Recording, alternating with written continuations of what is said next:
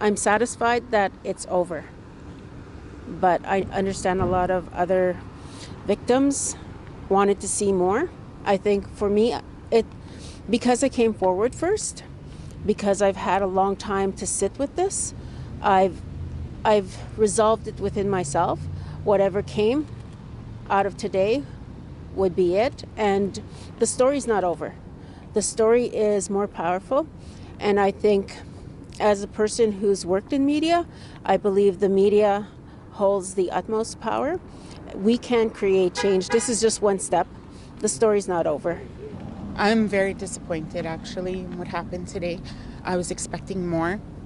I think that 33 women deserve more. We were victimized, we were stalked, we were taken advantage of.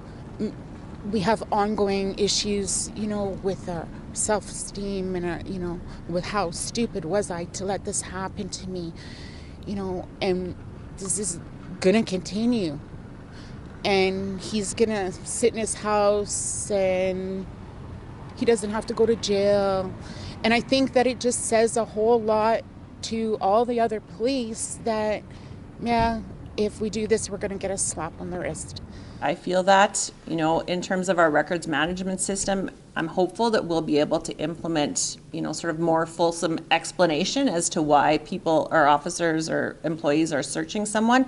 As I said, that functionality doesn't currently exist, but that's something that I'm hopeful we'll be able to install. And so, that piece in right there, if you need to put in a file number as to why you're accessing that information, I think that is another higher level of accountability for our members. It's awful that this happened under our watch, that he was a member of our police service, that he took advantage of our systems, took advantage, of what he knew he could get away with, essentially. So, for me, that's awful that happened here, but I can't apologize for his failure of morality. That's on him.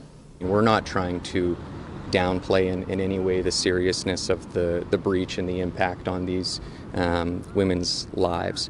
But at the end of the day, this is a decision that must be made based on those principles and not on public reaction, unfortunately.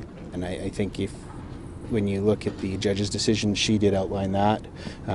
It is a situation where we are required to consider all the case law, consider the offenses that have been charged, consider the aggravating and mitigating factors, and to put a fair and just sentence with all of that in mind before the court, and that's our obligation.